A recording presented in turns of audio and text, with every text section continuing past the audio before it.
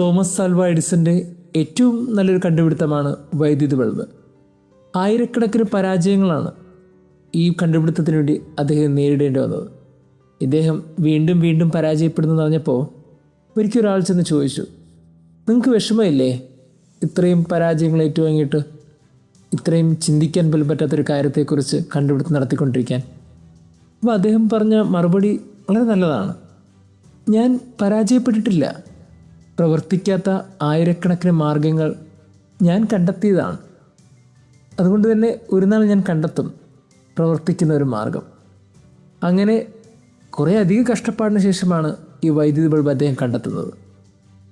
ഇതിന് കാരണമായിട്ട് പറയുന്നത് അദ്ദേഹത്തിന് ഇരുട്ടൊരു ഡിസ്റ്റർബൻസ് ആയിരുന്നു.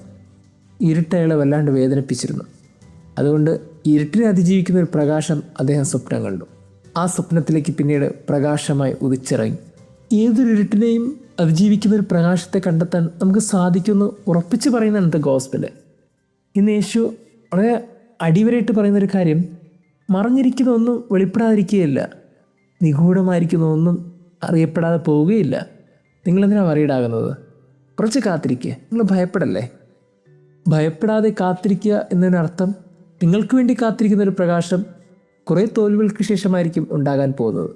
അതുകൊണ്ട് തന്നെ നിങ്ങളൊന്ന് വെയിറ്റ് ചെയ്യുമ്പോൾ നിങ്ങൾക്ക് ഏറ്റവും മനോഹരമായൊരു പ്രകാശത്തിലേക്ക് എത്തിച്ചേരാൻ പറ്റും. ഈ തോൽക്കുന്ന എന്തിനു വേണ്ടിയാണെന്ന് ചോദിച്ചാൽ അത് ജയിക്കാൻ വേണ്ടിയിട്ടാണ്.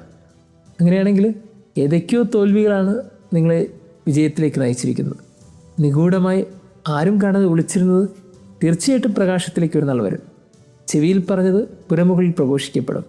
ഇതൊക്കെ ക്രിസ്തു പറഞ്ഞത് ഒരു പീഡാസഹനത്തിൻ്റെ കോണ്ടക്സിലാണെങ്കിൽ തന്നെയും നമ്മളൊക്കെ ചിന്തിക്കേണ്ടത് ഏതൊരു കോണ്ടക്സിലും ചേർത്ത് വയ്ക്കാൻ പറ്റിയത് തന്നെയാണ്.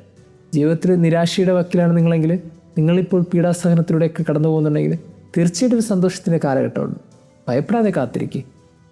നമ്മുടെയൊക്കെ ജീവിതത്തിൽ ഒരു പ്രതീക്ഷയില്ല എന്ന് ചിന്തിക്കുന്നുണ്ടെങ്കിൽ കുറച്ച് നാൾ കൂടെ കാത്തിരിക്കുക. കുറച്ച് നാൾ കൂടി കഴിയുമ്പോൾ ഒരു പ്രത്യാശയുടെ കാലഘട്ടം വരും. ജീവിതത്തിൽ തോൽവികൾ മാത്രമേ ഉള്ളൂ എന്ന് ചിന്തിക്കുന്നിടത്ത് കുറച്ചും കൂടി പരിശ്രമിച്ചുകൊണ്ടേയിരിക്കുക. തീർച്ചയായിട്ടും ഒരു വിജയത്തിൻ്റെ ഒരു കാലം വരും. എന്തിൻ്റെ പേരിലും നിഗൂഢമായി നിങ്ങളുടെ മുമ്പിൽ മറഞ്ഞിരിക്കുന്നതൊക്കെ വെളിപ്പെടാതിരിക്കുകയില്ല. കുറച്ചും കൂടി കാത്തിരിക്കാനും തോൽക്കാനുള്ളൊരു മനസ്സ് കാണിച്ചാൽ മതി. തോമസ് ആൽവ എഡിസനൊക്കെ പറഞ്ഞതുപോലെ വിജയത്തിലേക്കുള്ള മാർഗം ഇതുവരെ തുറന്നു കിട്ടിയില്ല എന്നേ ഉള്ളൂ.